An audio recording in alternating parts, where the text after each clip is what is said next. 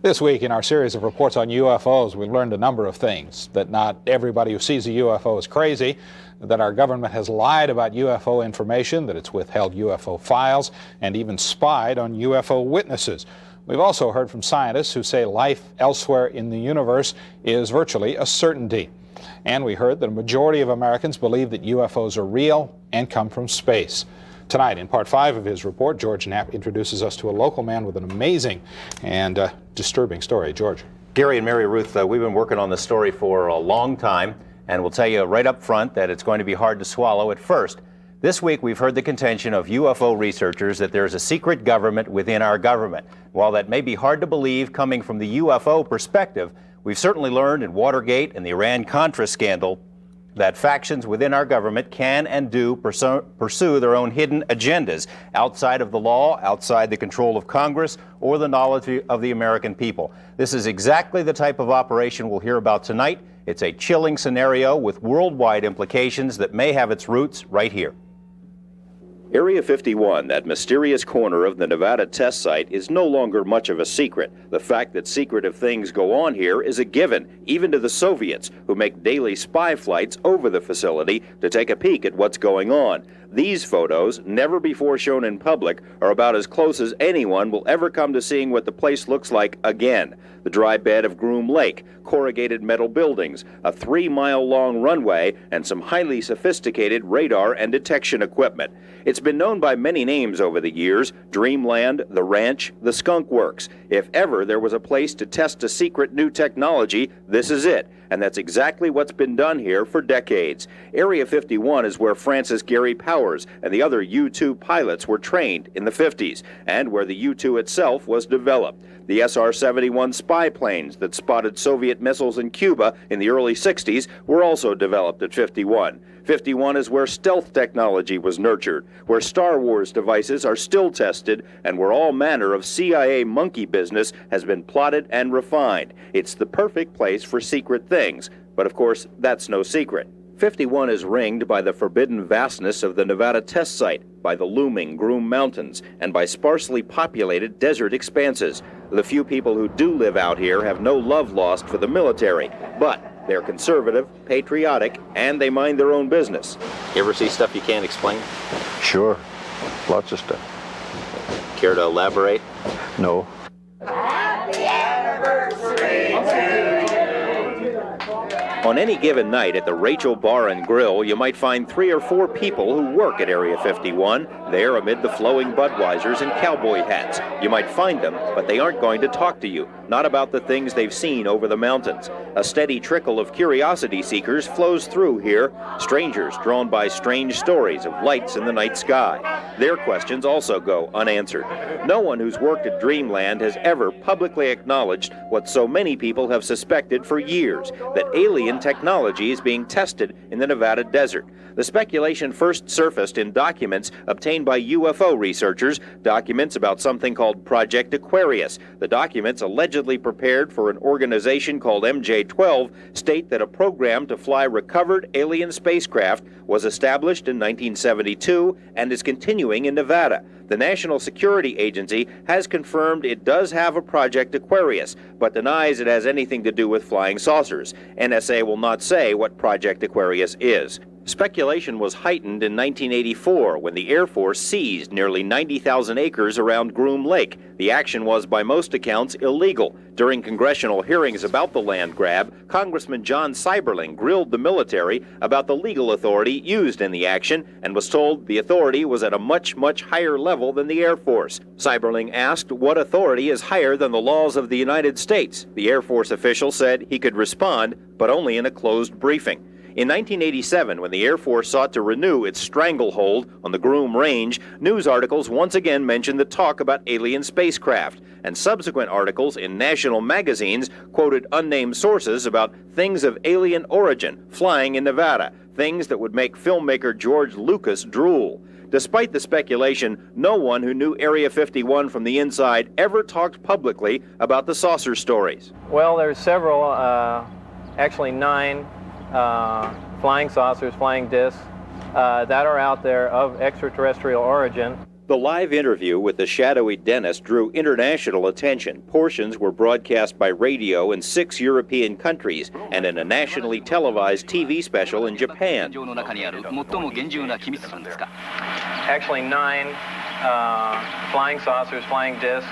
Despite numerous inquiries and feelers, Dennis has remained anonymous until now. His real name is Robert Lazar, a young scientist with eclectic interests. The choice of Dennis was an inside joke. He says that's the name of his superior at Groom Lake. It wasn't a joke to Dennis. He called right after and he said, "Do you have any idea what we're going to do to you now?" And I said, "Well, no." And he hung up the phone. Lazar's story is by any standards fantastic. He says he's telling it in order to protect himself. He says he was hired to work at an area called S4, which is a few miles south of Groom Lake. At S4, he says, are flying saucers, antimatter reactors, and other working examples of technology that is seemingly beyond human capabilities. Right, this came from somewhere else. I mean, as bizarre as that is to believe, but I mean, it's there. I saw it. I know what the current state of the art is in physics, and it can't be done. Checking out Lazar's credentials proved to be a difficult task. He says he earned degrees in physics and electronics, but the schools we contacted say they've never heard of him.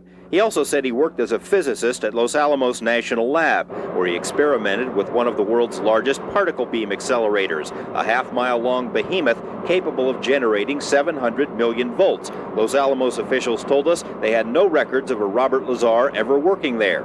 They were either mistaken or were lying. A 1982 phone book from the lab lists Lazar right there among the other scientists and technicians. A 1982 clipping from the Los Alamos newspaper profiled Lazar and his interest in jet cars. It, too, mentioned his employment at the lab as a physicist. We called Los Alamos again. An exasperated official told us he still had no records on Lazar. EG&G, which is where Lazar says he was interviewed for the job at S4, also has no records. It's as if someone has made him disappear. Well, they're trying to make me a non-person. Explain. You called where? Well, the schools that I went to, the hospital that I was born at, past job, and essentially nothing comes up with my name in it. He smiles, but out of futility, knowing the whole thing must sound ridiculous. According to Lazar, his employer was the United States Navy. He says he and other government employees would gather near EG&G, fly to Groom Lake, then a very few people would get into a bus with blacked out or no windows and drive to S4. When you get off the bus, what do you see? It's a very interesting building. It's got a slope of probably about 30 degrees, which are hangar doors. And it has textured paint on it, but it looks like sand. It's made to look like the side of the mountain that it's in, whether it's to disguise it from satellite photographs or what. He says he was never told exactly what he'd be working on, but figured it had something to do with advanced propulsion. On his first day, he was told to read a series of briefings and immediately realized how advanced the propulsion was. The power source is an antimatter reactor. They run gravity amplifiers. There's actually 2 parts to the drive mechanism. It's a bizarre technology. There's no physical hookup between any of the systems in there. They use gravity as a wave using waveguides, almost like microwaves. It took a while, Lazar says, before he actually saw one of the flying discs. However, there were hints everywhere. Right, they had a poster, and it looked like a commercial poster almost, like it was lithographed and you could buy it at a Kmart or something. But they were all over the place, and it had the disc that I coined the term the sport model. Was lifted off the ground about 3 feet at area S4 on the dry lake there, and the caption on the bottom said "They're here," and those are just all over the place. Later, he got to see the real thing. When I was let in, it was the first time I saw the sport model in the hangar sitting down, and I was told they could have walked me in the front door, but they purposely wanted to walk me by it. I was told not to say anything and just keep my eyes forward and walk past the disc into the office area. And I did, and as we went by it, I just kind of stuck my hands on it just to run it alongside the thing, and that was about the smallest time.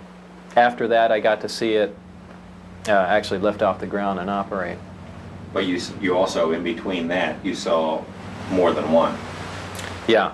The hangars are all connected together, and there are large bay doors between each one. And there were 9 total that I saw, each one being different. Like they had the assortment pack. Security at S4 was oppressive, Lazar says, and his superiors used fear and intimidation almost as a brainwashing tool. It did everything but physically hurt me. Put a gun to your head Yeah. and said what? What actually put a gun to your head? Well, they did that even in the original security briefings. They had guards there with M16s, and guys slamming their finger into my chest, screaming in my ear. Some people pointing weapons at me. Like I said, it's not a good place to work. That fear factor would surface later. Lazar agreed to undergo a polygraph exam as part of this report. Polygrapher Ron Slay asked about the technology Lazar had seen. Did you knowingly lie when you said you had actually seen anti-gravity propulsion in operation? No.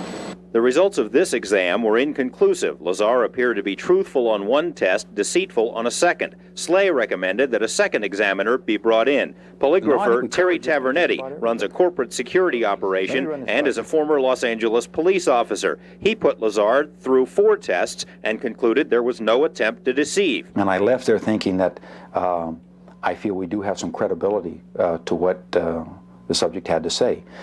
And that's when I went to some of my colleagues. Tavernetti sent the test results to a third polygrapher who agreed the results appeared truthful. The charts were then sent to a 4th examiner who did not agree, suggesting Lazar might be relating information he'd learned from someone else. The polygraphers conferred and decided they would not issue a final statement on truthfulness until more specific testing can be conducted, and that's where it stands. Tavernetti believes that difficulty in determining Lazar's truthfulness stems from the fear that was drilled into him. I think we're talking about a subject here that is so far-reaching, and it is so emotional.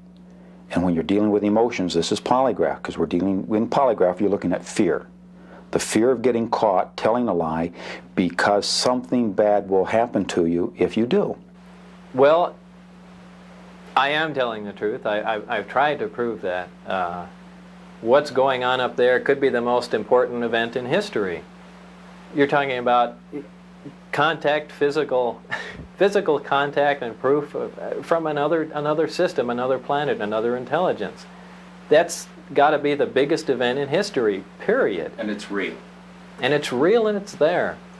And I had an extremely small part in it, but I'm convinced that what I saw is absolute proof of that. There is no way we could have created those systems. There's no way we could have made the disks, the power supplies, anything to go with them. Lazar says he has no intention of going on any UFO lecture circuit. He's not looking to do any additional interviews. In fact, he wasn't too crazy about doing this one. He did it after certain unfavorable things started happening in his life, and he did it because he feels that whoever is running the show up at S4 is perpetrating a fraud on the American people and on the scientific community. We intend to have much more about this story, about the operation up there, on Monday and beyond. This is by no means the end of this series of reports. In fact, on Monday, including in our story there, support testimony from other people who say they have knowledge of the flying discs at the test site, and information from people who know Lazar very well and insist his story is true. If indeed they have these flying saucers, George, it seems like it would be really hard to keep it so secret. Well, yeah, it would seem that way, except for as Lazar asked his superiors up there, they say it's the easiest secret in the world to keep. It's leaked out many times before and nobody believes it. What's the Navy saying about all of this? Well, of course, the Navy is supposed to have been his employer, and we have put some fairly pointed questions to them. Of course, number one, it may not be the Navy at all. Information is so compartmentalized up there, no one is exactly sure who is in charge. We have put the questions to several Navy departments. The answers thus far have been unsatisfactory. We've applied for more information through the Freedom of Information Act, and that information will be revealed on Monday as well. You believe his story, don't you? Yeah, I do. Yeah, I've got to know him pretty well over the last couple of months, and I believe he's telling the truth. Fascinating stuff. Thanks, George.